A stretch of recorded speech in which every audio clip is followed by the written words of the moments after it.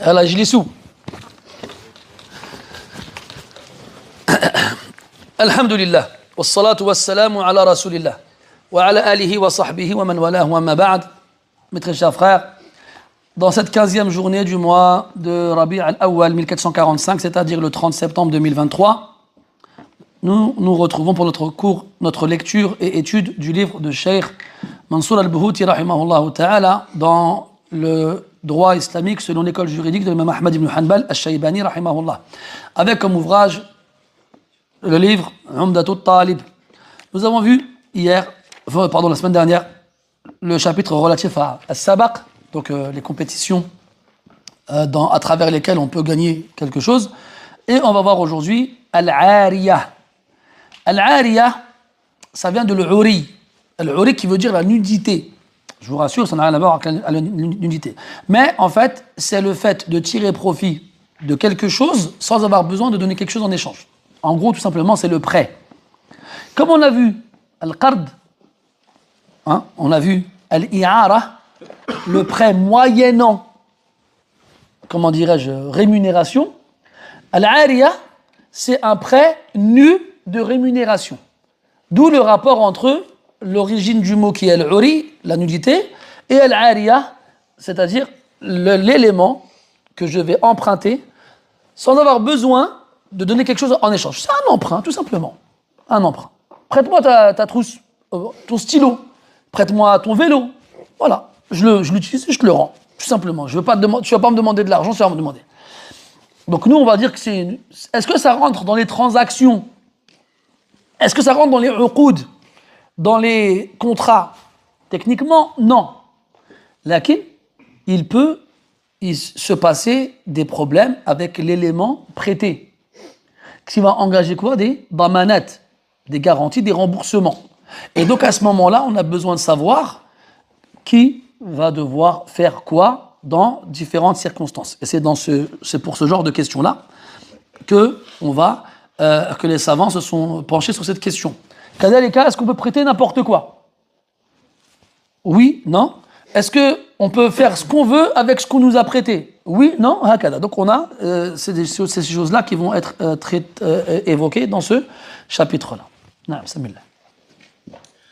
الحمد لله رب العالمين والصلاة والسلام على نبينا وعلى آله وصحبه أجمعين. قال المصنف رحمه الله: باب العارية.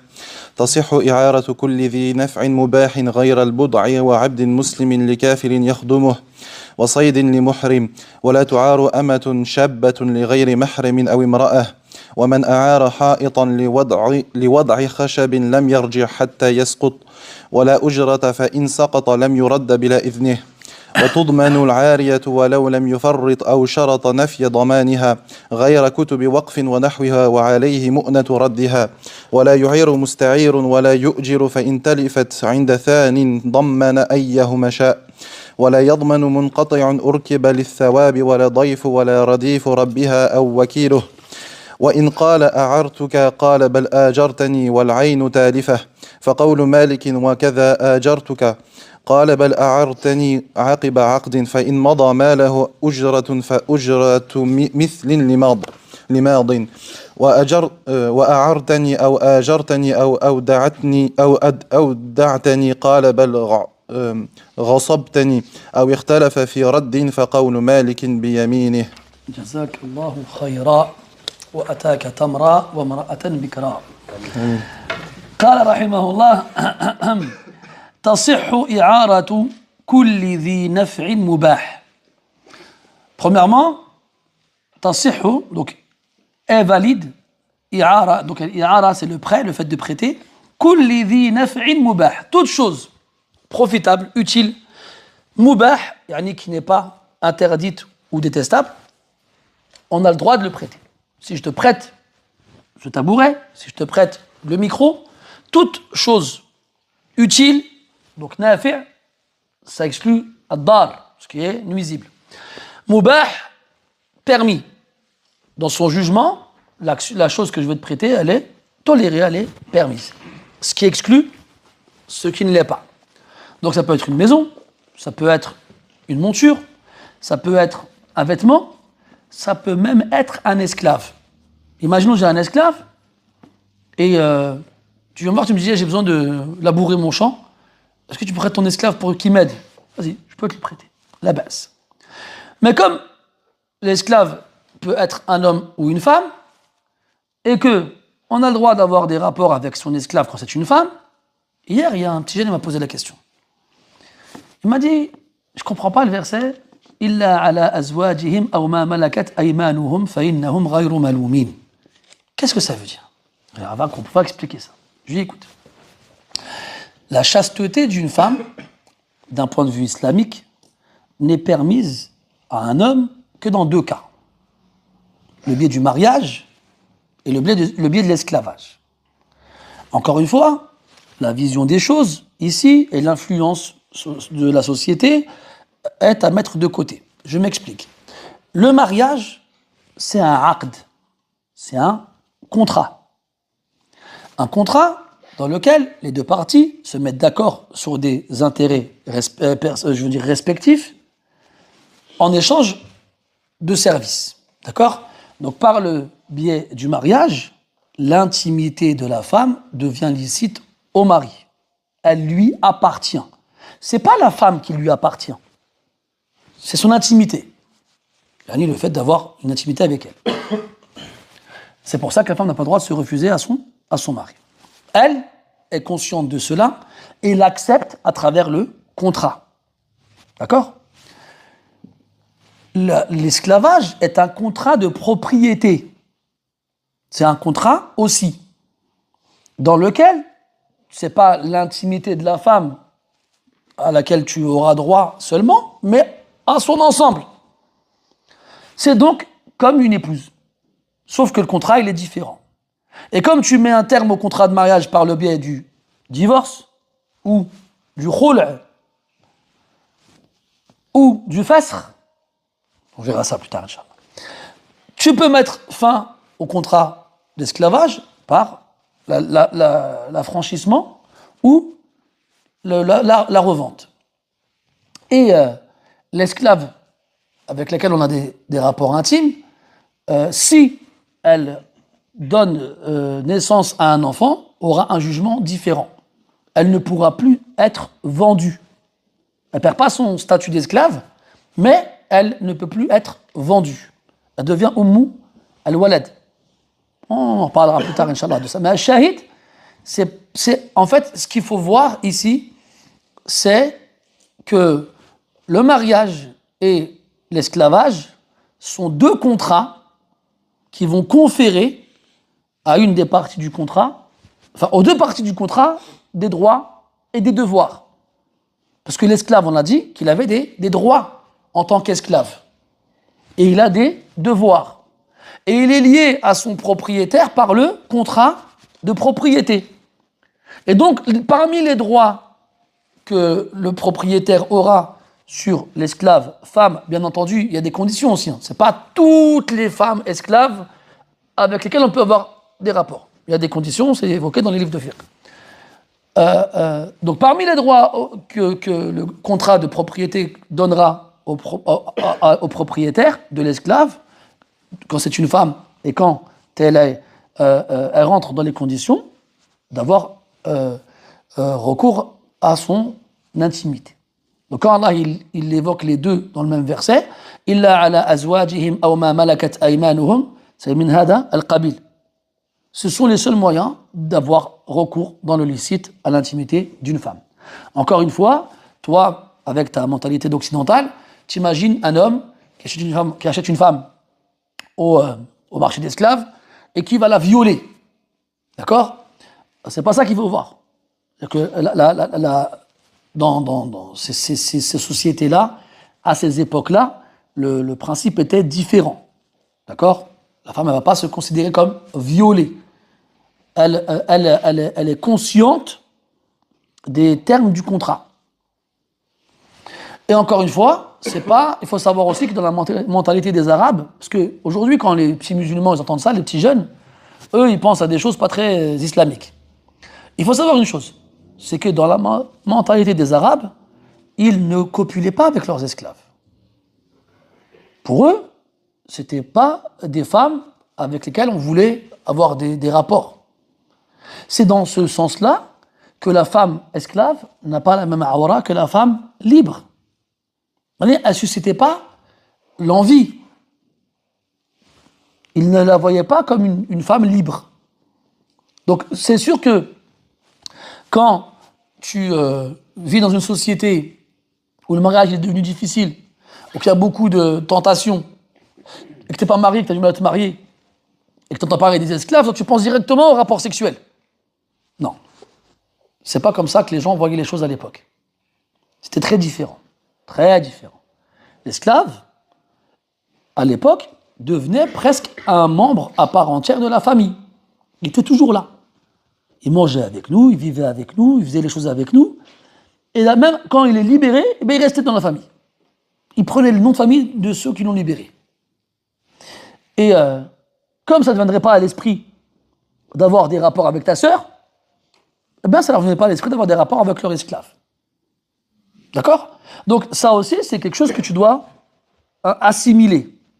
Il ne faut pas que tu regardes cette caractéristique-là en rapport avec les esclaves, avec une mentalité de quelqu'un qui, à cause de la tentation, ou d'un fort désir sexuel, ne voit dans cela qu'un objet sexuel. Non.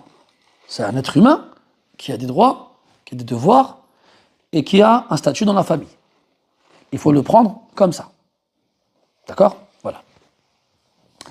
Taïb. Oui. On parlait donc, il a dit غير al-bud'a. Al-bud'a, c'est al-jima'. C'est le coït. Un frère, il a été au Koweït. Il me dit, ouais, j'étais au Koweït. Je fais, attends, non. Calme-toi. Prononce bien les mots, barakallahu fik. Koweït, c'est très important de ne pas te tromper là-dessus. Donc, Ghayra al-Bud'a. Al-Bud'a, c'est le Koweït. Donc, ça veut dire quoi? Comme j'ai le droit de prêter tout ce qui est utile et moubah, rentre dedans l'esclave. Si je prête une esclave à quelqu'un, est-ce qu'il peut faire ce qu'il veut avec? Là. Est-ce qu'il a le droit d'avoir un coït avec elle? Il n'a pas le droit d'avoir un coït avec elle. Elle ne lui appartient pas, c'est la mienne, je lui ai prêté pour qu'elle fasse quelque chose. Imaginez un mariage, ils ont besoin de main pour l'aider, il veut pour faire à manger. Tiens, vas-y, yarhamoukallah, elle va aller chez toi, elle va vous aider. Ah, vas-y, il me l'a prêté. Non, c'est pas ton esclave, tu touches pas. D'accord? Tu restes calme. Taïb. Donc, ghayra al-bud'a. وعبد مسلم لكافر يخدمه. Autre exception en rapport avec les esclaves, je n'ai pas le droit de prêter un esclave musulman à un mécréant pour qu'il soit à son service. Pourquoi? Même si c'est un service licite et toléré. Dans quel but? Parce que le kafir, il n'est pas le musulman, il n'est pas inférieur au kafir. Ahsant. Fatahallahu alayk. C'est parce qu'Allah Ta'ala, dans le Coran, a dit qu'il ne donnera jamais le dessus à un mécréant sur un musulman. On ne va donc pas mettre un musulman, même s'il est esclave dans son statut, sous les ordres d'un mécréant. On ne va pas lui permettre de faire cela. وَلَن يَجْعَلَ اللَّهُ لِلْكَافِرِينَ عَلَى الْمُؤْمِنِينَ سَبِيلًا. Jamais. Allah n'ouvrira une voie aux mécréants sur les croyants. Et ce verset, il est azim jiddan. Parce que les savants s'en sont servis dans plein de contextes tout aussi différents les uns que les autres. Et ça te montre à quel point, justement, ils ont réussi à exploiter ce verset dans le plus de domaines possible. Jusqu'à ce qu'ils s'en soient servis pour dire que le hadith qui nous parle de l'homme qui sera le moins châtié en enfer, c'est chez les koufars. Et que comme les musulmans ne seront jamais en dessous, eh bien, les musulmans qui sont amenés à aller en enfer seront moins châtiés encore que celui-ci. Ça ne veut pas dire que, c'est bon alors. Non, mon frère. Ça reste l'enfer. Et si l'enfer a fait peur aux pieux et vertus de notre communauté, c'est pas nous qui allons nous sentir en sécurité. Wa saydin li muhrim. Kadalika, j'ai pas le droit de prêter un gibier pour un muhrim, quelqu'un qui est en état de ihram. Pourquoi? Parce qu'il n'a pas le droit de chasser. La taqtulu as-sayda wa antum hurum. Ne tuez pas le gibier alors que vous êtes en état de sacralité. Quand vous allez faire le hajj ou la umrah, et que vous êtes en ihram, parmi ce qui vous est interdit de faire dans cet état-là, de chasser. Donc, comme il n'a pas le droit de chasser, moi je suis en train de chasser. J'ai un gibier. Je fais, vas-y, je te le laisse. Je te le laisse. Ou bien je te prête mon arme. Ou des choses de ce genre-là. Tout ce qui va contribuer à aider le muhrim à chasser ne sera pas interdit. Lui prêter une monture, lui prêter une arme, ou bien lui laisser le gibier. لقوله عز وجل ولا تعاونوا على الإثم والعدوان.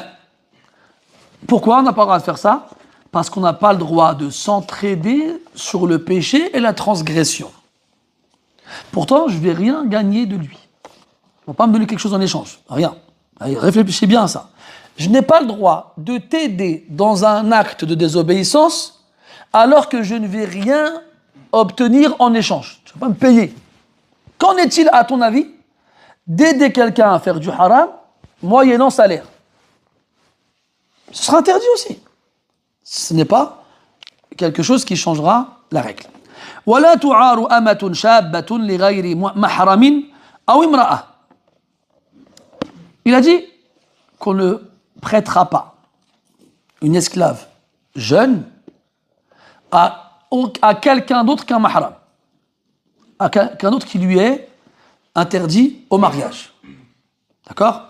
Parce qu'elle est jeune, donc elle va forcément susciter l'intérêt d'une personne qui se verrait, qui lui serait permis au mariage. Donc pour éviter la fitna, on ne prêtera pas une jeune femme esclave à quelqu'un qui n'est pas un mahram. Ou imra'a, ou une femme. Ça veut dire que si c'est un mahram, ou si c'est une femme, il y a juz. Kadhalika, si c'est pas une jeune, c'est une vieille qui n'attire pas les hommes. D'accord? Allah dit dans le Coran والقواعد من النساء اللاتي لا يرجون نكاحا. شنو معنى القواعد؟ القاعد يعني la femme ménopausée, la femme vieille qui n'attire plus les regards des hommes, la femme qui n'attire plus qui ne suscitera pas la tentation chez les hommes. Donc si c'est une esclave assez âgée qui ne risque pas de tenter un homme qui n'est pas un mahram, la baisse. Il n'y a pas de mal à la prêter, bayna qawsayn, entre guillemets. Bien sûr, en évitant toujours al-khalwa, l'isolation, être tout seul avec elle, car cela n'est pas permis.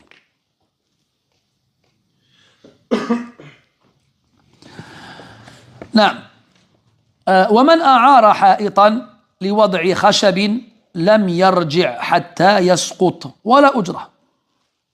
Quelqu'un, il a un mur. Ça fait référence aux voisins. Donc moi, j'ai une maison, et donc j'ai des murs dans ma maison. Quelqu'un, il vient, il me dit, est-ce que tu veux bien me prêter ton mur pour que je mette une planche dessus? Une étagère, par exemple. Ah, eh ben, je te le prête, il n'y a pas de problème. Il met son étagère. Ou bien il met sa planche.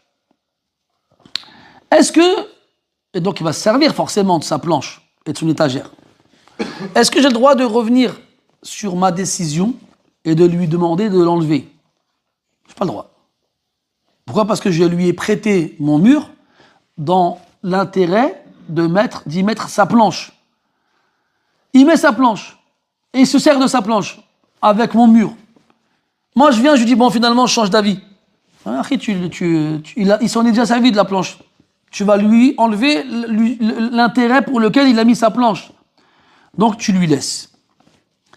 À moins que, en laissant la planche, ça crée un mal au mur et donc à celui qui prête, au mu'ir, celui qui a prêté son mur. La hina idin yajouz. Mais s'il n'y a pas de raison, il le laisse. Taïb, il va chez le qadi, il veut récupérer son mur. Le qadi dit non, tu l'as prêté, tu ne peux pas le récupérer comme ça. Alors il est un petit peu en colère et il va dire quoi? Il va dire dans ces cas-là, je te le loue, je te le prête plus, tu me payes. Il n'a pas le droit non plus. Voilà ujra. Il n'a pas le droit de demander un salaire, un loyer pour après avoir prêté le mur gracieusement et gratuitement. Il ne peut pas changer le contrat en cours de route. طيب فإن سقط لم يرد بلا إذنه. Yani, cette fameuse planche qui a été mise dans le mur, là le mousta'ir, celui qui a emprunté le mur pour mettre sa planche, il voit que le qadi lui donne raison. Il dit à l'autre, t'as pas le droit de lui dire d'enlever sa planche. Et t'as pas le droit de lui mettre un loyer. Lui, il dit quoi? Ça y est, c'est mon mur. Un jour, il arrive, et paf, la planche, elle est tombée. Est-ce qu'il a le droit de remettre la planche sans demander la permission à un nouveau propriétaire? Lui, il pourrait se dire, bah, j'ai le droit, il n'a pas eu le droit de l'enlever, je peux la remettre. Ben non, t'as pas le droit. Bila idnihi, tu devras redemander la permission à nouveau. Pourquoi? Parce que là, la planche, elle n'est plus sur le mur. Toi, tu as demandé à mettre la planche sur le mur et j'ai accepté. La planche, elle n'est plus sur le mur. C'est pas ton mur, ça reste le mien. Et toi, tu veux remettre la planche sur le mur. Eh bien, tu devras encore me demander. Tu n'auras pas le droit de remettre la planche à sa place sans m'en aviser. Et ça, c'est des exemples qui sont donnés, dans lesquels on peut faire des analogies, avec tout. On peut pas, par exemple, j'emprunte la voiture de quelqu'un, il me dit, mets les clés, quand tu as fini, mets-les sous le paillasson. Donc je finis, je prends mes serres de la voiture, je finis, je prends les clés, je les mets sous le paillasson, et je pars.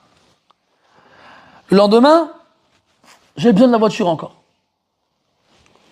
Et je sais que les clés sont encore sous le paillasson parce que l'autre, il se réveille tard. Est-ce que j'ai le droit de de venir prendre les clés à nouveau sans demander la permission? Non, ce sera la même chose. D'accord? Donc c'est des exemples qui sont donnés, mais desquels on peut faire des analogies. ثم قال وتضمن العارية ولو لم يفرط أو شرط نفي ضمانها. Si jamais je te prête quelque chose et qu'il arrive un mal à ce quelque chose-là, est-ce que tu devras rembourser? La réponse est oui. Tudmanu al-ariya. Al-ariya, c'est le titre du chapitre et c'est le nom qu'on donne à ce qu'on a prêté. Quoi que ce soit, ça s'appellera ariya. Est-ce que tu devras rembourser? La réponse est oui.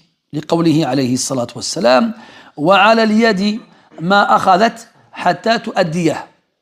Il incombe à la main, donc au propriétaire de cette main-là, il incombe au propriétaire de la main, celui qui va emprunter, de la responsabilité de ce qui est emprunté jusqu'à ce qu'il le rende.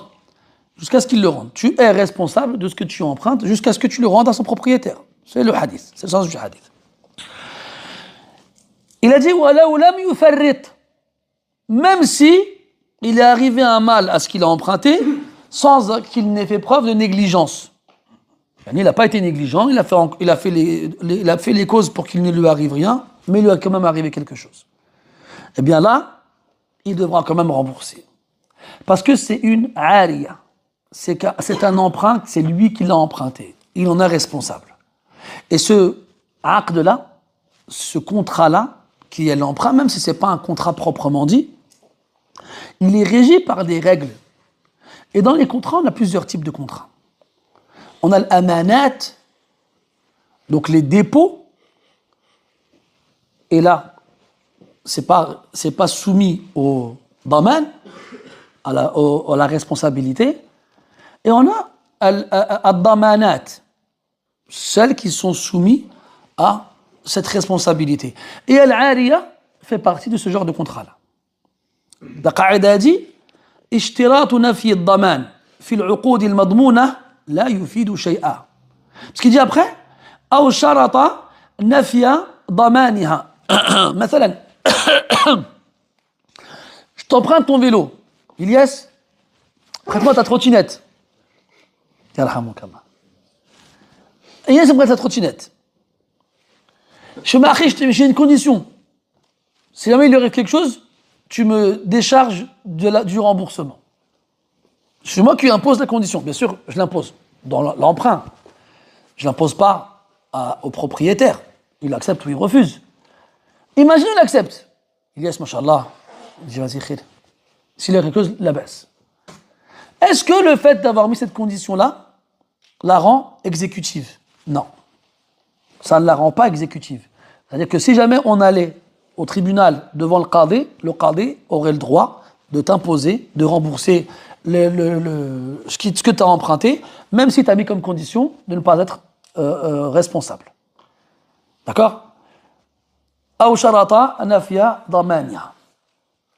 Et ça nous fait comprendre que al-shurut al-batila la yu'taddu biha, que les conditions nulles ne sont pas à prendre en compte. On ne les prend pas en compte. Et après, il y a le khilaf sur la condition préférée de nos chères sœurs quand on se marie. Je mets comme condition que tu ne te remaries pas. C'est quoi, elle, où la divergence? Il y en a qui vont dire c'est un shart sahih, d'autres qui vont dire c'est un shart batil. Ceux qui vont dire c'est un shart batil, c'est une condition nulle et non avenue, ils vont dire que même si tu acceptes cette condition-là, tu n'es pas tenu de la remplir. Et que si tu la remplis, elle ne donnera pas droit à la femme d'annuler le contrat de mariage. Parce que le fasr, c'est l'annulation du mariage. Et quand il y a des causes qui permettent d'annuler le contrat. Et l'annulation du contrat, c'est pas un divorce, ni un khula. Donc elle va impliquer certaines choses qu'on ne trouvera pas dans le divorce ou dans le khula. Taïb, un homme ne respecte pas cette condition-là. Et bien chez ceux qui verront que ce n'est pas une condition valide, ils ne donneront pas raison à la femme. Et donc ils n'annuleront pas le mariage. Taïb, chez ceux qui verront que c'est une condition valide, ils donneront raison à la femme et ils considéreront, et donc ils annuleront le mariage. Si elle le demande aussi. Parce que, est-ce que le mariage s'annule directement ou pas? Une femme met comme condition qu'elle ne veut pas que son mari ait une autre épouse. Le mari l'accepte. Il se marie et il prend une seconde épouse. Elle va voir un juge, elle lui dit j'ai mis comme condition, il n'a pas accepté, il n'a pas respecté. Est-ce qu'il va annuler automatiquement le mariage ou pas? La réponse est non. C'est-à-dire que ça donnera à la femme le droit d'annuler le mariage. Ça n'annulera pas le mariage directement. Bon, je ne sais plus pourquoi je parle de tout ça. Oui, donc ça revient à cette mas'ala. C'est que si je mets comme condition l'annulation d'un droit, eh bien, ça ne fonctionne pas. Dans les madmounat, dans les contrats dans lesquels les parties sont soumises à une responsabilité qui va leur forcer, du moins leur imposer un remboursement s'il y a un remboursement. على كل حال ثم قال غير كتب وقف ونحوها. Ça c'est encore une mas'ala où on nous parle des livres de sciences. Parce que quand il y a غير كتب وقف, de quoi on parle ici? On parle des livres de sciences religieuses.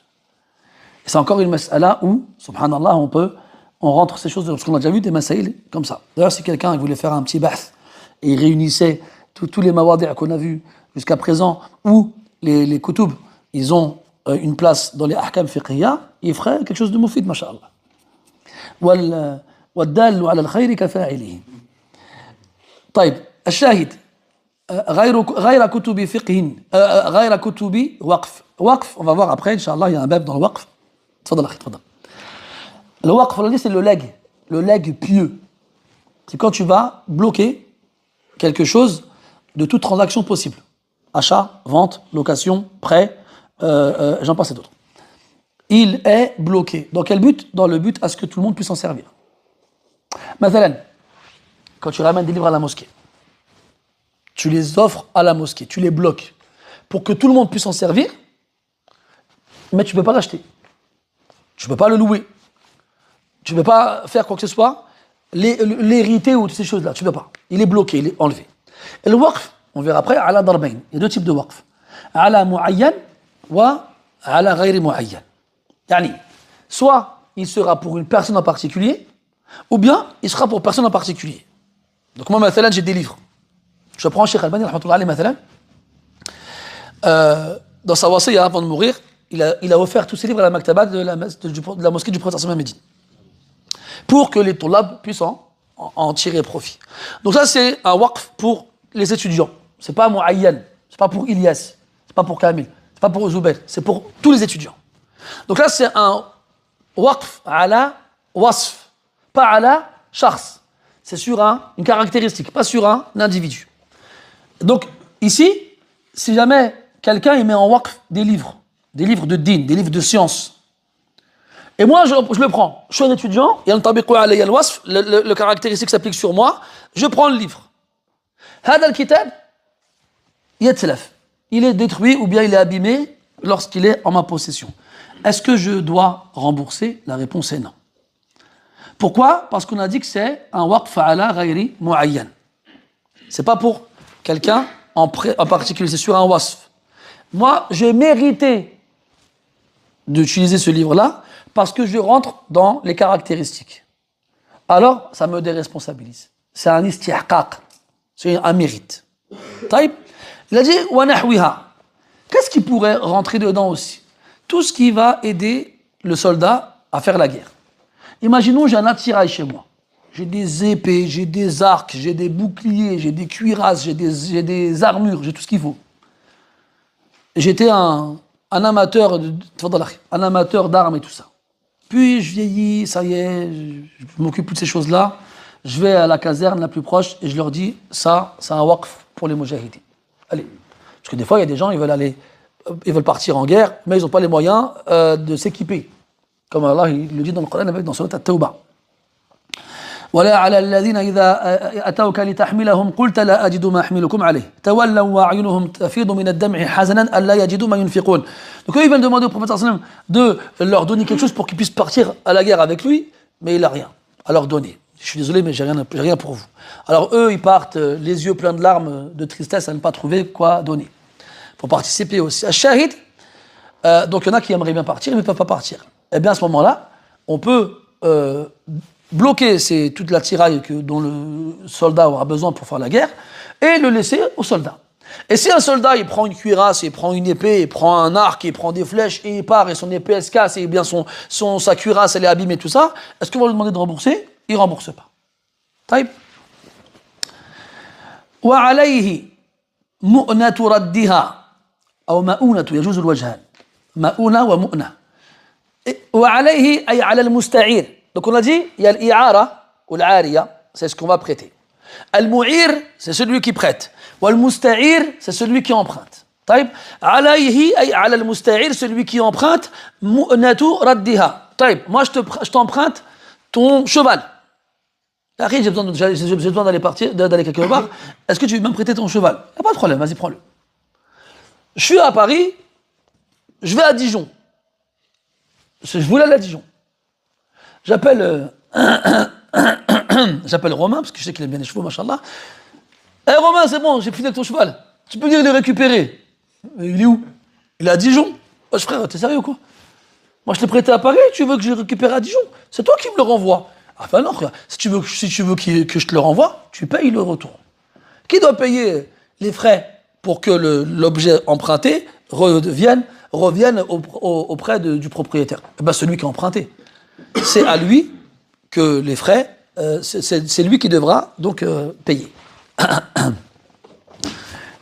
Et al-mu'na, al-ma'una, c'est là tout ce qui va être tous les frais qui vont être engendrés par le fait de rendre à la personne ce qu'il nous a prêté. ولا يعير مستعير ولا يؤجر. Est-ce que j'ai le droit de prêter quelque chose qu'on m'a prêté? Quand j'étais petit, j'avais une Super Nintendo. Et je prêtais mes jeux à des copains. Et ces jeux mettaient longtemps à revenir. Alors un jour, tu te réveilles, tu vas, tu frappes chez lui. Il est où mon jeu? Je l'ai prêté à quelqu'un. Sérieux? Et après, on faisait le tour de la cité. Parce que lui aussi, il avait prêté à quelqu'un, qu'il avait prêté à quelqu'un, qu'il avait prêté à quelqu'un. À la fin, on donnait un jeu, en échange, tout flingué, qu'on n'avait jamais retrouvé le tien, et à la fin, t'avais la haine. C'est comme ça que je me suis retrouvé avec Terminator 2 au Super Nintendo. Il était tout pourri les yeux, en plus.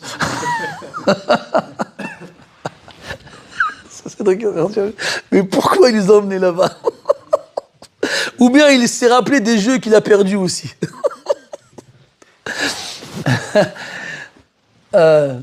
Voilà, j'ai des bêtises, après je me perds. Est-ce que j'ai le droit de prêter ce que j'ai emprunté? Là, j'ai pas le droit.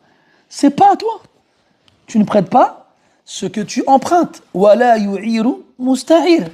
Si j'ai pas le droit de prêter, j'ai pas le droit de louer. Hein, il est parti, il est là. Avec sa trottinette, il me la prête. Jazallah khaira. Je suis en train de faire la trottinette, entre parenthèses, hein. Il y a des gens, ça va. Il y a des gens, ils ne devraient pas faire la trottinette. C'est n'importe quoi. On est d'accord que des fois, je suis sur la route, je vois des gens trottinette. Qu'est-ce qu'il fait avec la trottinette, lui, là?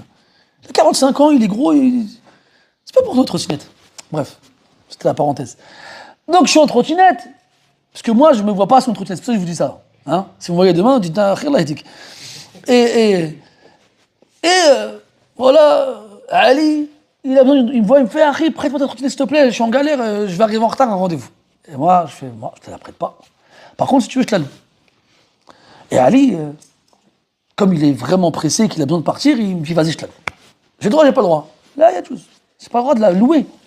Si j'ai pas le droit de la prêter, j'ai pas le droit de la louer. Ça ne m'appartient pas, je l'ai emprunté, je ne peux pas en tirer profit ou en faire profiter quelqu'un d'autre sans en revenir au propriétaire. إن تلفت عند ثان ضمن أيهما شاء. طيب. Dans le cas où j'ai prêté la trottinette d'Ilias à Ali. Et on connaît tous Ali.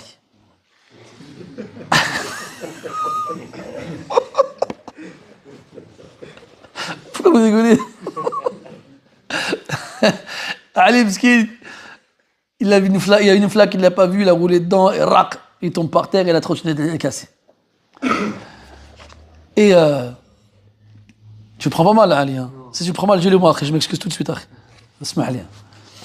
Alors, qu'est-ce que je disais? Oui, la trottinette, elle est cassée. D'accord? Qui va devoir rembourser Ilias? C'est moi ou c'est Ali?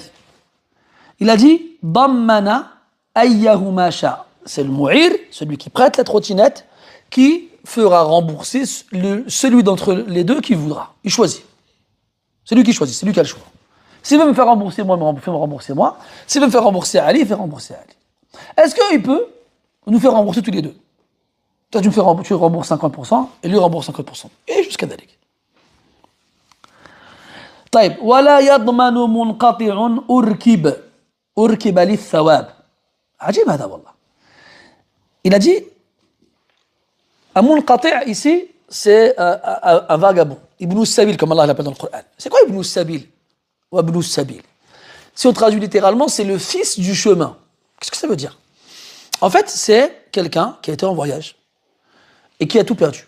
Soit il a plus d'argent, il a tout dépensé, soit il a tout perdu, soit on lui a tout volé. Le Mohim, il a plus d'argent pour rentrer chez lui. Il est bloqué là où il est. Il est bloqué là où il est, il n'a aucun moyen de rentrer chez lui. Moi, je passe, je le vois, je vois Ibrahim, il marche tout seul, au milieu de nulle part. Je fais, qu'est-ce que tu fais là? Je fais, écoute, moi je suis en voyage, je voulais rentrer chez moi, ma monture, elle est partie, et toutes mes affaires qui étaient dessus sont parties, j'ai plus rien, je suis tout seul. Moi, j'ai ma monture, et j'en ai une autre avec moi. Je fais, bismillah, monte, je te ramène, j'ai une autre monture, tu peux monter. Est-ce que c'est lui qui me l'a emprunté? Ou est-ce que c'est moi qui lui ai proposé? C'est moi qui lui ai proposé. Dans quel but j'ai fait ça? Il a dit quoi? Urkiba li thawab. J'ai fait ça parce que je veux la récompense. C'est un muhsin. C'est quelqu'un qui veut qu'Allah le récompense parce qu'il a aidé son frère. Wallahu fi auni al-abdi ma kana al-abdu fi auni akhihi. Et Allah est dans l'aide de son esclave tant que celui-ci est dans l'aide de son frère. Donc, moi, je vais l'aider. Taïb, Ibrahim, il est content, mashallah, il a trouvé une monture et la monture, elle tombe dans un trou. Et elle meurt. Est-ce que je lui fais rembourser la monture? Là, yadman. Parce que c'est pas lui qui l'a demandé, c'est moi qui lui ai proposé. Et moi, je ne l'ai pas proposé pour qu'il me paye, je l'ai proposé pour qu'Allah me récompense. Est-ce que si la monture, elle meurt, parce qu'elle tombe dans un trou, je ne suis pas récompensé? Moi, je suis récompensé. J'ai eu la niya, je lui ai laissé, je suis récompensé. Même si la monture n'est plus vivante par la suite. Donc, dans ce cas-là, je ne peux pas lui dire, Akhi, tu me rembourses. Non. Je dis, je t'ai laissé, je t'ai proposé dans un but qu'Allah me récompense, sans que tu me demandes, alors tu n'es pas responsable de ce qui pourrait arriver à ce que je t'ai prêté. Wala daif. Kadhalika daif. L'invité. Je t'invite chez moi. Je t'invite chez moi. T'as des longs cheveux et tu prends une douche. Et je fais, tiens, Zubair, tu veux le sèche-cheveux de ma femme? Parce que moi, j'ai pas de sèche-cheveux. Pour tes cheveux. Et tu vois, ça, je veux bien, c'est gentil. Et pendant qu'il se sèche les cheveux, paf, le sèche-cheveux, il explose. Hein? Et il vient me voir, il fait je suis désolé, ces cheveux ne marchent plus. Ah, tu rembourses. C'est mon taïf. C'est mon invité. Je ne vais pas lui faire payer alors que c'est moi qui l'ai fait venir chez moi. Ou bien je lui passe une couverture. Et voilà, l'exemple qui est donné, il est un peu bizarre, mais il faut encore une fois contextualiser. Je lui passe une couverture et on lui vole la couverture. Comment c'est possible ça? Oui, à l'époque, j'ai une tente. Dans les tentes arabes, elle n'est pas complètement fermée. C'est-à-dire qu'il y a 3 parties et la 4e qui fait office d'entrée, elle est ouverte. Donc moi, vas-y Zuber, t'es mon invité, marhaba. Il arrive, parce qu'il est comme ça, il a froid. Tiens mon frère, prends la couverture. Je mets une bonne couverture, je mets bien. Hein? Je l'honore. Tiens mon frère, couverture, je l'ai acheté au marché, 50 €, épaisseur triple. On a tué 5 vaches pour la faire, tu m'en diras des nouvelles, tu vas bien dormir. Lui, il est comme ça, il est content, il dort bien, et pendant la nuit, il y a un lys, il y a un voleur, il arrive, et hop, il lui prend la couverture. Et Zuber, il ne capte pas, juste à un moment, il commence à avoir froid, il fait froid quand même. Et là, il oublie, il voit que la couverture, elle n'est plus là. C'est une situation un peu bizarre, on est d'accord. Voilà, supposons, moi j'arrive, alors, t'as mal dormi? Non. Pourquoi? J'ai plus la couverture. Elle est où? On me l'a volée. Ah, après, tu rembourses. Ben non, il ne rembourse pas. C'est mon drive, c'est moi qui l'ai lui proposé. Dans cette circonstance-là, il n'aura pas à rembourser. Il a dit wala radifa rabbiha. Wala radifa rabbiha. Quel radif? Radif fa'il bima'na maf'oul, mardouf, yani c'est celui que tu prends derrière toi. D'accord? J'ai une bête, une monture. Quand je fais monter quelqu'un avec moi sur la monture, on l'appelle ar-radif. D'ailleurs, il y a beaucoup d'ahadiths où le Nabi sallallahu alayhi wa sallam a pris des sahaba en radif. Il a pris Ibn Abbas, il a pris Mu'adh, il a pris Oussama ibn Zayd. Si quelqu'un voulait réunir les sahaba radiyallahu anhum qui se sont... Il pourrait faire quelque chose de bien, machallah. Et je crois, wallahu alam, que Ibn al-Qayyim dans Zad al-Ma'ad, il y a un fasl là-dessus. Il y a un chapitre là-dessus où il a les rudafa. Donc, soubiqt, c'est trop tard. Il fallait te réveiller plus tôt. Taïb. Donc, je suis sur ma monture et je le fais monter avec moi. Et d'ailleurs, il marchait comme ça, fatigué, vieux, il fait chaud. Moi, je suis sur ma monture, je suis bien. Je passe, allez, Zuber, monte. Et alors que il est dessus, la bête, elle meurt. Je ne sais pas pourquoi elle est morte, est-ce que c'était son heure, est-ce qu'elle était malade, ou bien... Mouhim, il lui arrive quelque chose. Est-ce que je peux faire porter la responsabilité à mon radif? Là.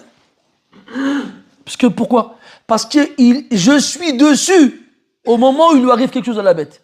D'accord, j'ai fait monter Zuber avec moi, mais il n'est pas tout seul dessus. Et il ne me l'a pas prêté, c'est moi qui l'ai fait monter. Donc comme je suis dessus, que j'en ai l'utilité, il ne peut pas en avoir la responsabilité. C'est moi qui reste le seul responsable. نعم أو وكيله ولا يضمن نعم أو وكيله الوكيل. Donc on a vu c'était quoi le wakil? C'est le garant.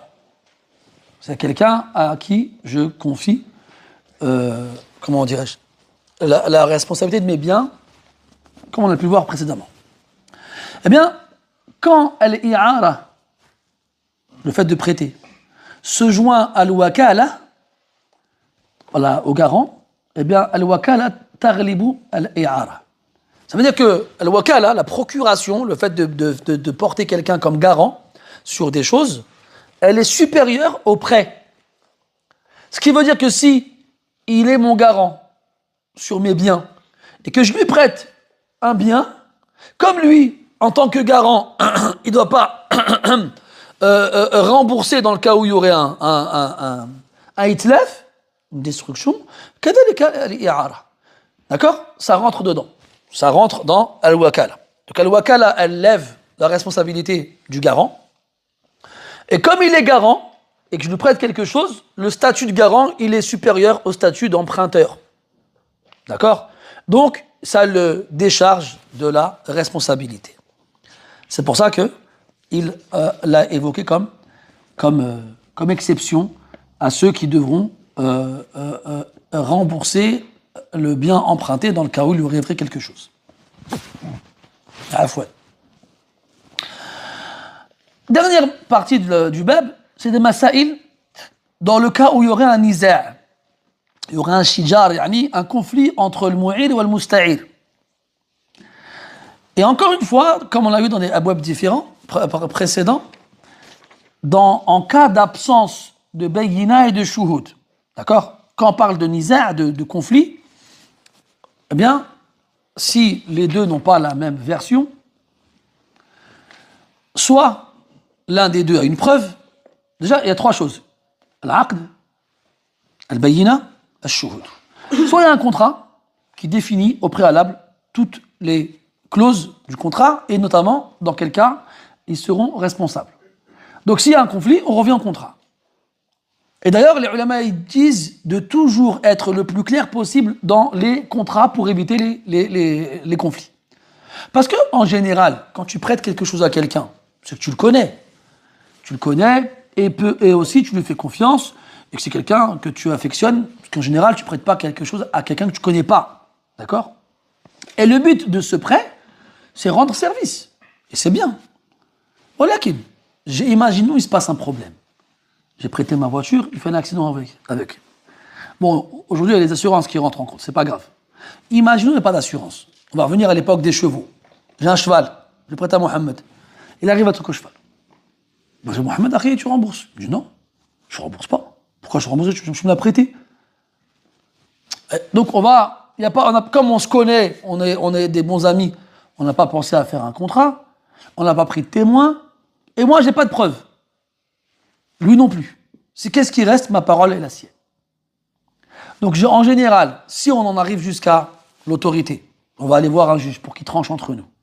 Billah alaykoum, combien de chances il y a à ce qu'après ça, on garde les mêmes relations? Très peu. Très, très peu. Si on en arrive jusqu'au juge, c'est qu'on ne veut pas lâcher l'affaire et que donc, on veut absolument obtenir gain de cause. C'est pour ça que pour éviter tous ces problèmes-là, il faut prendre toutes les sécurités possibles.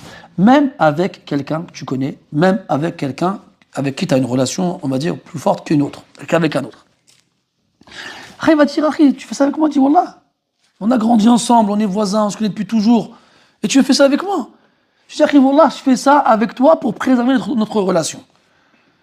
Et dans ce bab-là, les Hanabila, ils déconseillent aux hommes de se marier avec des femmes de leur famille proche. Pourquoi? Parce que qui dit mariage dit peut-être divorce. Et si c'est la fille de ton oncle ou quelqu'un de la famille proche, généralement, quand tu vas voir ton oncle, tu te dis Ami, excuse-moi, mais ta fille, je veux la divorcer, comment il va le prendre lui? Qu'est-ce qu'il va faire? Et ça peut entraîner quoi? Des ruptures des liens de parenté. Donc pour éviter ça, il vaut mieux éviter de se marier avec les filles de sa famille. Il vaut mieux éviter. Pareil avec les voisins, Kedalik. C'est mieux, plus c'est loin, mieux c'est. D'accord? Mais attention, quand je dis loin, pas géographiquement parlant. Je parle par rapport au lien de parenté. D'accord? Amma, tu es à Paris, tu te maries une sœur de Marseille, ou bien tu es à Marseille, tu te maries une sœur de Paris. Là, il y a une barrière d'Akadalik. Pourquoi? Parce que la sœur, tu la connais pas. Et tu connais personne qui la connaît. Comme elle va se marier avec un frère qu'elle connaît pas, et elle connaît personne qui la connaît. Et c'est parce qu'on se marie comme ça, à l'aveuglette, qu'on est dans les problèmes. Quand vous vous mariez avec quelqu'un, quand vous voulez vous marier avec quelqu'un, demandez à leur entourage. Demandez aux gens qui les connaissent. Et dites-leur de craindre Allah. S'il y a quelque chose à dire, ils doivent le dire. Il y en a, c'est ça qui m'a toujours, moi, choqué. C'est cette facilité qu'on a de faire de la médisance, alors que c'est haram. Mais quand il faut le faire, non, je peux pas te le dire, t'as vu? C'est pas bien. Ah, c'est pas bien.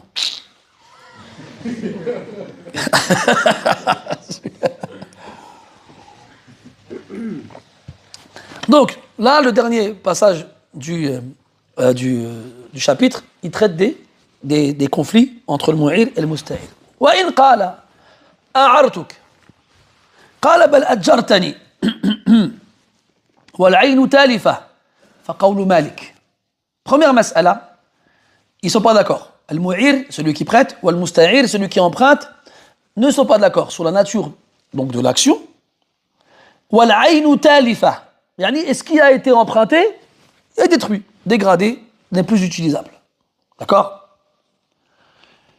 Ils n'ont pas de contrat, ils n'ont pas de preuve, ils n'ont pas de témoin.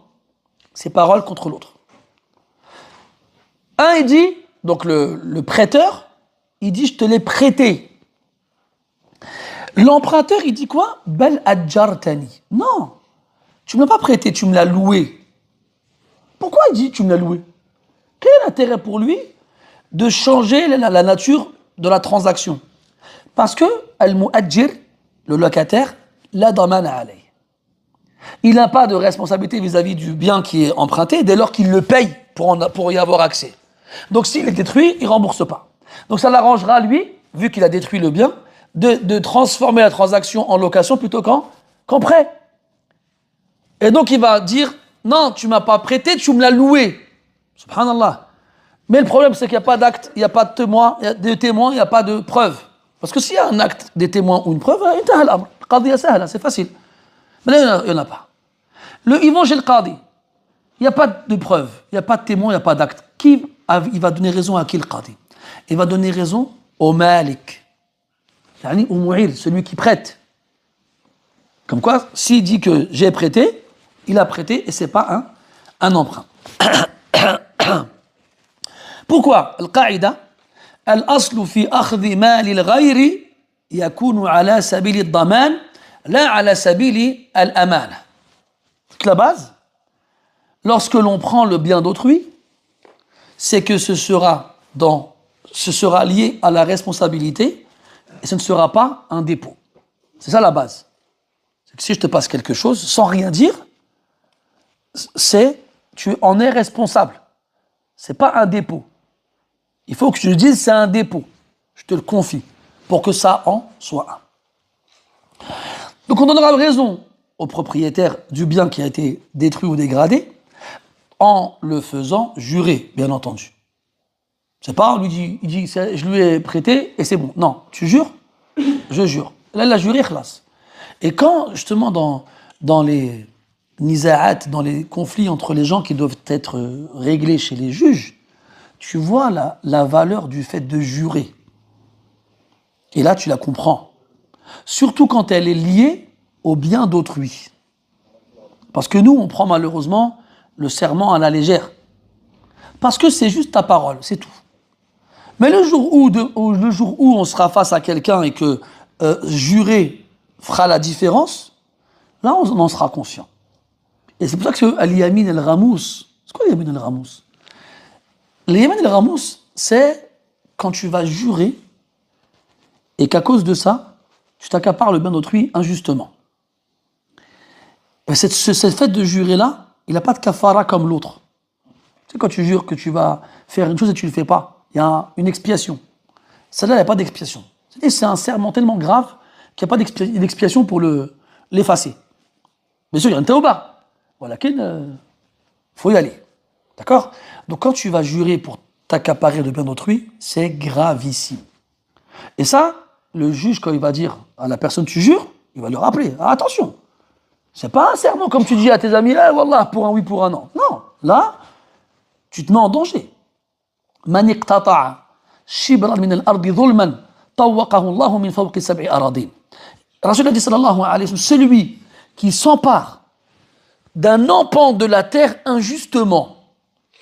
Ahmed et moi, on est voisins, on a tous les deux un terrain, et moi je viens, je déplace. On a vu ça, vous vous souvenez le hadith Man ghayyara manar al-ard.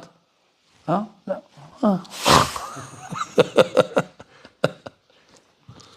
On l'a vu ce hadith. C'est le place. La kitab tawhid. Donc, il y a une barrière entre nos deux terrains, et moi, je déplace la barrière. Pour prendre juste... il y a combien là? 10 cm, 15 cm 15 cm. Shibran. Celui qui s'empare d'un empan de la terre injustement, bighayri haqq, Allah il le fera s'engloutir dans la terre, dans les sept terres. Il va s'enfoncer dans la terre jusqu'à arriver à la fin de la septième, la plus basse des terres. C'est pas... Là, quelqu'un veut dire, tranquille, je vais jurer, puis c'est bon. Ah non, mon frère. Ça marche pas comme ça. طيب ثم قال وكذا أجرتك فقال بل أعرتني. Là, c'est l'inverse. C'est l'inverse. on n'est pas d'accord sur la nature de la transaction. On va chez le qadi. On n'a pas de contrat, on n'a pas de témoin, on n'a pas de preuve. Je dis, je te l'ai loué. Et toi, tu dis, non, tu me l'as prêté. Pourquoi il va me dire ça, lui, tu me l'as prêté? Pour pas payer la location. Tu vois? Donc, ici, il y a deux cas. Premier cas, il a dit, aqiba aqdin. Ça veut dire qu'il a obtenu le bien après le contrat. C'est-à-dire qu'il y a une partie du temps qui s'est passé. Ça veut dire que s'ils viennent et qu'ils sont en désaccord sur la nature de la transaction, le prêteur, il dit, moi je te l'ai loué. Et l'emprunteur, il dit, moi je te l'ai emprunté, tu me l'as prêté. Eh bien, à ce moment-là, s'il y a eu un acte, et qu'il y a une période qui est passée entre le acte et le moment où ils viennent se plaindre, alors la personne devra payer la location proportionnellement au temps où il l'a gardée. Comme on l'a vu dans Al-I'ara. Mais il ne payera pas jusqu'au bout. Taïb. Pourquoi? Parce qu'on a vu précédemment que si je te loue une voiture, un mois, et qu'au bout d'une semaine, elle tombe en panne, et que ce n'est pas ma faute, je ne vais pas payer le reste. Je te la rends, je paye le temps que je m'en suis servi, et le reste, je te la rends. Même si on s'est mis d'accord sur un mois à la base. Taïb. Et bien là, de la même façon, s'il y a eu un acte, et que l'aïn, ce qu'on a emprunté, ou ce qu'on a loué plutôt ici, a été utilisé un moment, puis au bout d'un moment, elle n'est plus utilisable, et après, on se met d'accord, on n'est pas d'accord, le loueur et l'emprunteur sur la nature de la transaction, on donnera raison, on regardera la chose. Moi, je dis, je te l'ai loué. Tu me dis, non, tu me l'as prêté. Mais lui, il fait ça pour échapper à la location. Donc, s'il a gardé un certain temps, et qu'il y a un aqd, il paiera le temps qu'il a gardé. Et il ne paiera pas jusqu'au bout. وأعرتني نعم مضى فإن مضى ما له أجرة فأجرة مثل لماض comme on a dit. Et dans le cas où ce n'est pas après le contrat, il n'y a rien eu du tout, et on n'est pas d'accord sur est-ce que je t'ai prêté ou est-ce que je t'ai loué, et que ça a été juste des paroles et que la personne n'a pas tiré profit du bien en question, alors à ce moment-là, il ne paiera rien du tout. Troisième mas'ala, وأعرتني أو أجرتني أو أودعتني فقال بل غصبتني. Troisième mas'ala, ils ne sont pas d'accord. Encore une fois, l'emprunteur, il vient, il dit au juge, il dit à l'autre devant le juge, tu me l'as prêté, ou tu me l'as loué, ou tu me l'as confié. Il dit quoi? Non. Rasabtani. Tu me l'as volé. Tu me l'as prise sans ma permission. Ni je te l'ai prêté, ni je te l'ai loué, ni je te l'ai confié. Tu te l'es prise tout seul. Exemple, on revient aux deux jardins mitoyens. Je ne sais pas si ça se dit sur un jardin, ça se dit? Non? Malinesh, ils sont voisins. Moi, je suis là, je vois l'herbe de mon jardin, elle est trop haute, mais je n'ai pas de tondeuse à gazon. Et je regarde dans le jardin de Ayoub, et il y a une tondeuse à gazon. Je dis, vas-y, c'est bon, je n'ai rien à dire. Je la prends. Je tombe à pelouse, mais mon fils a laissé un jouet, un patin à roulette traîner dans le jardin. Moi, je ne le vois pas. Je flingue la tondeuse de Ayoub. Et moi, donc, comment je vais faire? Moi, j'apprends. Ayoub, il apprend que sa tondeuse ne fonctionne plus. Comment ça se fait? Oh ben, écoute, je l'ai prise et voilà. De quel droit tu l'as prise? Tu m'as demandé quelque chose? On s'est mis d'accord sur quelque chose? Oui, mais on va voir le qadi. Et là, moi, mince, comment je vais faire pour m'en sortir? Alors, je vais essayer de transformer ça d'une façon qui me permettrait d'échapper à une punition plus grave. Soit un prêt, soit une location, soit un confiage, un dépôt. Voilà, très bien. Un dépôt. Et lui, il dit ça dans le but justement d'atténuer la punition, parce que c'est pas pareil. Al-rasb. Al-rasb, c'est s'accaparer le bien d'autrui sans aucun droit. Eh bien là, si jamais le malik qui dit non, tu me l'as pris sans demander quoi que ce soit. Et encore une fois, il n'y a pas de témoin, il n'y a pas de contrat, il n'y a pas de preuve. Et le propriétaire, il jure, on le fait jurer. Il dit Wallahi, que je t'ai rien prêté, tu l'as pris tout seul, tu me l'as pris sans. Alors on lui donnera raison. Faqawlu malikin. Et donc à ce moment-là, l'autre devra rembourser et aussi subir la peine. أو اختلفا في رد فقول مالك بيمينه. Dernière mas'ala, je te prête ma tondeuse à gazon et tu me la rends pas. Je viens frapper à ta porte. Romain, ma tondeuse à gazon, je te l'ai rendue. Allah a dit que mon frère, tu ne m'as pas rendu, sinon je ne serais pas venu te voir. Je te l'ai rendu, tu te trompes. Tu as dû la prêter à quelqu'un d'autre et tu m'as. Et t'as confondu. Mais t'es fou, quoi. Bref, c'est comme ça qu'on pourrait faire des choses comme ça. Qu'est-ce qui va se passer? On va aller chez le Qadi. Moi, je dis au Qadi, je lui ai prêté ma tondeuse de gazon. Et Romain dit, je lui ai rendu sa tondeuse de gazon. Le Qadi donnera raison à qui? Au Malik. Faqawlu Malikin, au propriétaire, biyaminihi, toujours en jurant. Toujours en jurant. Et encore une fois, il n'y a pas de contrat, il n'y a pas de témoin, il n'y a pas de preuve. Et encore une fois, et toujours pour éviter tout problème. Et wallah, c'est arrivé dans des familles, ça. Dans des familles, des fois du bon voisinage. On a vu ensemble un hadith où il y avait une femme, elle était de Banu Makhzoum, chez Quraysh, qui empruntait les choses aux gens, et quand les gens réclamaient leur dû, leur bien, Tulkir, Kanat Tulkir, elle dit non, je ne m'ai rien prêté. Et elle les gardait. Et se sont plaints d'elle au prophète. Qu'est-ce qu'elle dit? Tuqta'u yaduha. Il nous coupe la main. C'est du vol. Donc, et c'était une femme d'une grande famille, d'une grande tribu, c'était pas n'importe qui. Et quand même de famille, elles ne se parlent plus à cause de choses comme ça. On leur a prêté, ils ne nous ont pas rendu, quand ils nous l'ont rendu, ils nous l'ont cassé, ou bien des trucs de ce genre-là. Alors toi, tu pars du principe où c'est la famille, on les connaît depuis longtemps, on ne va pas faire des formalités, des choses officielles. Voilà, ça évite beaucoup de choses. Donc il faut être le plus clair possible, dès le départ, comme ça on évite les problèmes. Parce que même si, quand on entend ces choses-là, on pourrait se dire qu'il y a de la mauvaise foi dans tout ça. Des fois, il n'y a pas de mauvaise foi. Des fois, ça peut être l'oubli, ça peut être plein de circonstances qui ne vont pas forcément être de la mauvaise foi. Et pour éviter ça, il faut me être clair dès le départ. Comme on dit, les bons comptes font les bons amis. Les bons comptes font les bons amis, wallahu a'lam. Comment on peut faire la différence entre le prêt et le dépôt? Parce que le dépôt, si je fais un dépôt à quelqu'un et qu'il casse mon bien, on avait dit dans le travail papier qu'on regardait s'il avait fait exprès ou pas. Non. Mais comment, là, vu que le prêt, on ne regarde pas du tout. Il remboursera dans tous les cas. C'est ça, exactement.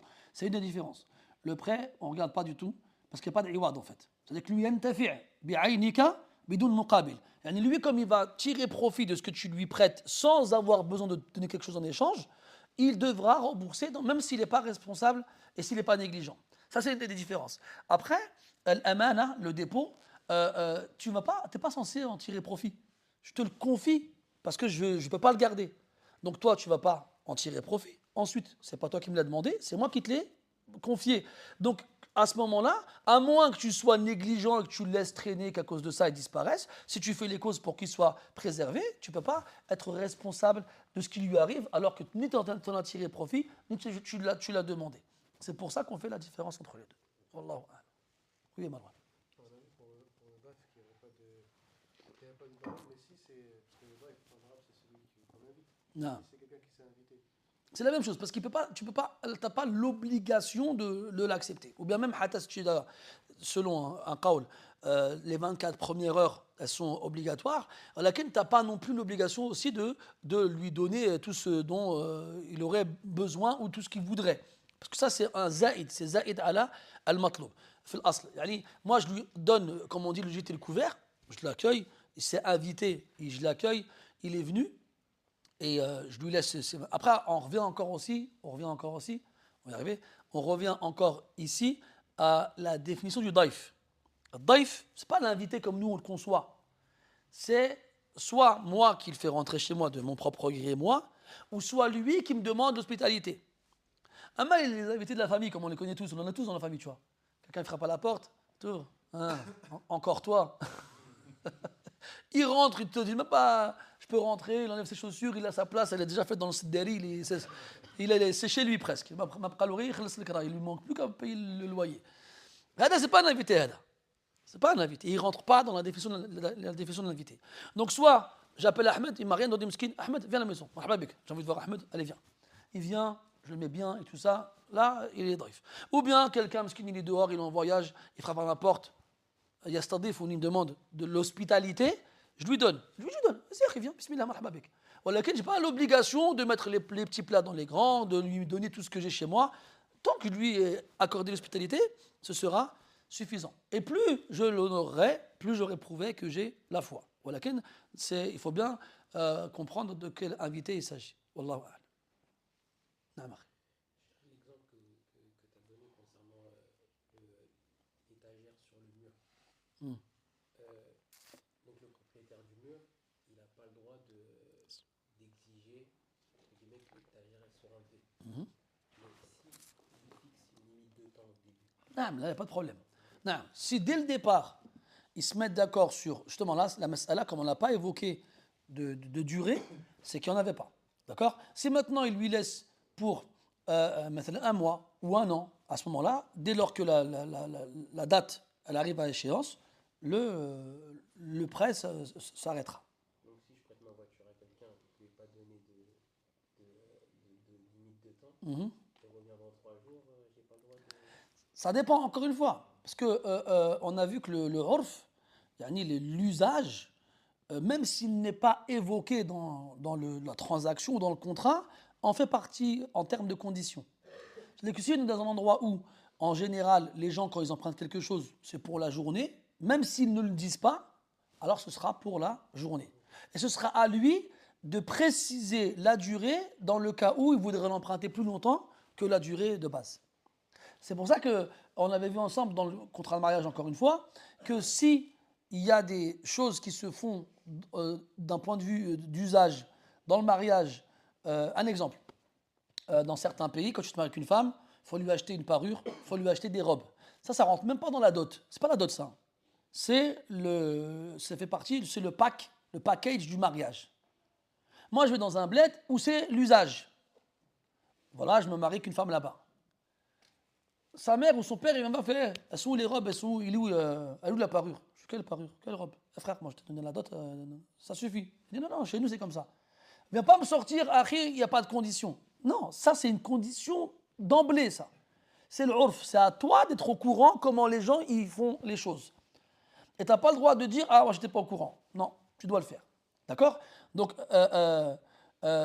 ces conditions d'usage font office de conditions d'emblée. C'est à toi, dans le contrat, de dire, moi, cette condition, j'en veux pas. Et si l'autre, il accepte, alors ils devront le faire. واضح؟ En parlant des conditions, justement, tout à l'heure, vous avez dit que dans un contrat, on n'a pas le droit de poser comme condition l'annulation d'un droit. D'accord? Et j'ai pas compris pourquoi alors il y a divergence dans le cas des sœurs. Parce que chez les savants, ils divergent sur cette annulation-là. En fait, est-ce que c'est une annulation d'un droit ou pas? C'est comme ça qu'ils vont diverger. Ceux qui vont considérer que la femme ne veut pas que son mari ait une autre épouse, ils vont dire ça, c'est annuler un droit du mari. Donc, ce n'est pas une condition valide, donc elle ne comptera pas. D'autres, ils vont dire non, je ne veux pas que mon mari ait une autre épouse alors que je suis sa femme. Donc elle lui annule pas son droit de se remarier, mais elle veut l'exclusivité. Elle veut être la seule pendant que lui, il est marié avec elle. Donc là, elle n'annule pas le droit du mariage, mais elle demande l'exclusivité. Donc tout dépend comme l'angle de vue en fait. Ceux qui, Ibn Taymiyyah, ils voient que c'est un shart sahih. D'accord? Ah là tu dis, Ibn Taymiyyah quand même. Ala kulli hal, donc il y a des ulama qui vont dire que c'est un shart sahih, donc ils vont dire que c'est pas un shart sahih. Tout dépend comment ils vont voir la chose. Khalas. Nos amis sur Telegram, qu'est-ce qu'ils nous disent? Ouais, voilà.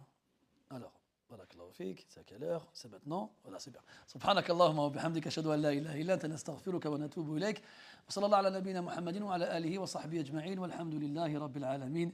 Wa barakallahu fikum. Wa batilka as-sami'a. On le finira un jour, Inch'Allah.